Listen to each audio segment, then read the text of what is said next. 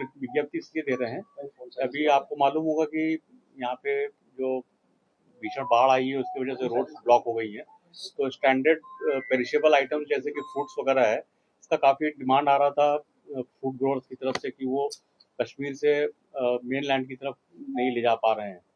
उसी को देखते हुए हम लोगों ने एक स्कीम जो टाइम टेबल स्कीम होती है फ्रेट ट्रेन चलाने की, वीपी जिसको बोलते हैं, जिसमें फ्रूट्स को जम्मू का आउटस्कर्ट है बड़ी ब्राह्मणा और उसके आगे दिल्ली तक ले जाने की अप्रूवल बोर्ड से ले ली थी।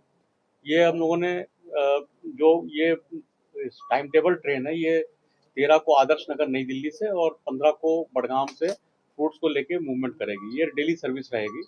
इसके लिए फूड गोअर्स अपना रजिस्ट्रेशन वगैरह करा सकते हैं और उसको अपना कंसाइनमेंट भेज सकते हैं।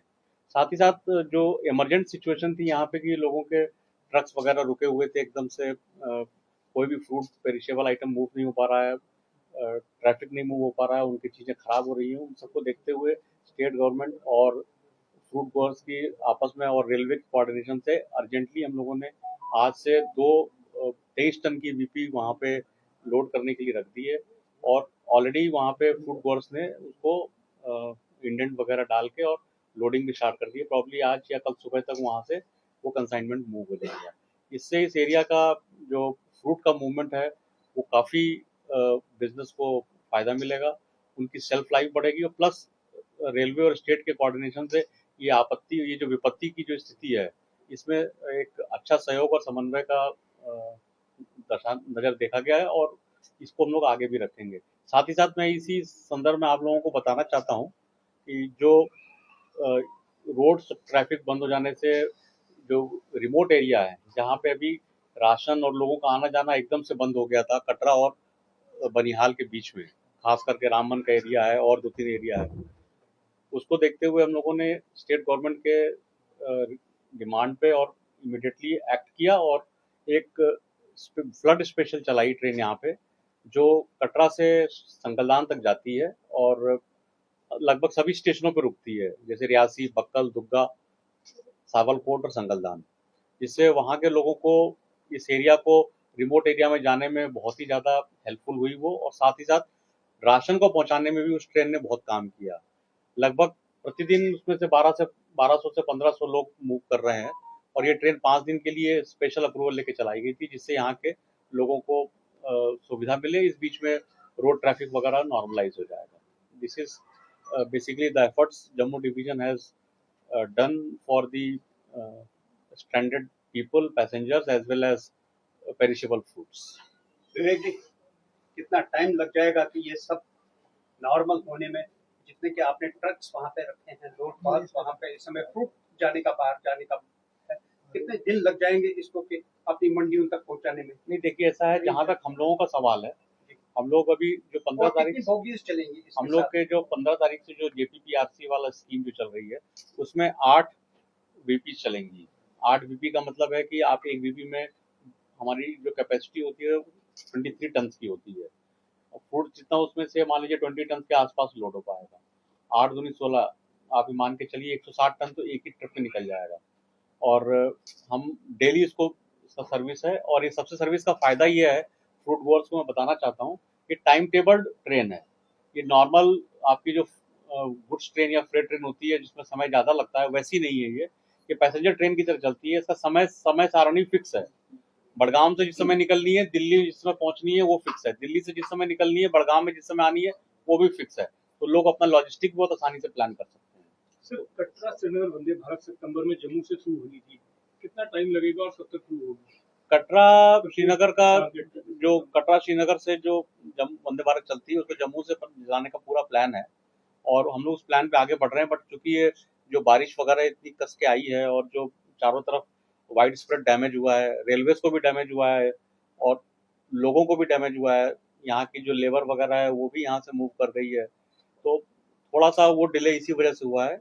हम लोग लेकिन राइट पाथ पे आ रहे हैं धीरे धीरे, बस जल्दी से जल्दी कोशिश हमारी रहेगी, कोट अनकोट तैयारी हमारी पूरी कर रहे हैं जिससे जल्दी से जल्दी चला सकते हैं। जो सीआरएस ने इंस्पेक्शन किया है, तो फाइंडिंग्स क्या है उनकी और क्या डायरेक्शन? सीआरएस ने जो बेसिकली जो जम्मू और पठानकोट और जम्मू और कटरा के बीच में जो वाइड स्प्रेड डैमेजेस हुए थे उसको उन्होंने आकलन करने के लिए आए थे बेसिकली, और ये देखना चाह रहे थे कि कितना, what is the damage to the extent of damage कितना है, और उसको क्या रेस्टोरेशन प्लान इनका रहेगा ब्रिजेस को बनाने का और उसको दोबारा से चालू करने का। सर मॉनेटरी लॉस कितना हुआ? मॉनेटरी लॉस को अभी एज सच आकलन करना थोड़ा डिफिकल्ट है। जब तक ये पानी रिसीड होगा उसको प्रॉपर पेपर पे उसका एनालिसिस किया जाएगा तभी उस लॉस के बारे में बताया जा सकता है। डैमेजेस हाँ बेसिकली एक दो तीन चार ही हैं उधर, लेकिन ये है कि हम लोग ने ट्रैफिक रेस्टोर कर लिया है अपना, सिंगल लाइन वर्किंग बना के। जरूर number of trains will be less but it will be working. कब तक स्ट्रीमलाइन कब तक होगा?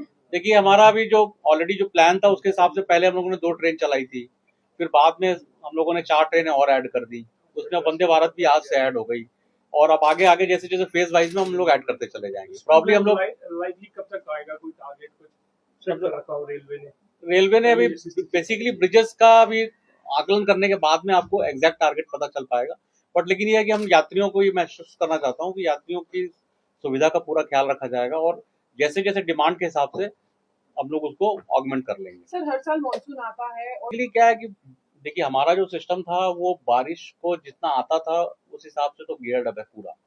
आप देख ही रहे होंगे कि ऐसा कोई पिछले 10 सालों में 20 सालों में आपको ऐसा कोई ट्रैफिक डिस्ट्रप्शन नहीं मिला। यहाँ तक कि रेलवे तो माना जाता है कि ट्रैफिक कभी बंद ही नहीं होता। आप ये देख लीजिए कि कटरा से श्रीनगर के बीच में सारी रोड बंद हो गई, सब कुछ बंद हो गया, बट हम लोग बंद नहीं हुए। और हम ही लोगों ने सबसे पहले आगे बढ़ के वो स्पेशल ट्रेन वगैरह चलाई जिससे वहाँ के स्टैंडर्ड लोगों को फायदा मिला। बट ये चूंकि इस बार का जो रेंज था इट वॉज अनप्रेसिडेंटेड, और आप देखें अगर आपने आंकड़ों पे ध्यान दिया हो तो जम्मू में ही अकेले जम्मू रीजन में 24 घंटे के अंदर 380 mm पानी बरसा था। तो इस तरह का जो वाइड स्प्रेड रेन है उससे तो जो थोड़ा बहुत डैमेज होता है बट उसको हम लोग मेक ओवर कर लेंगे।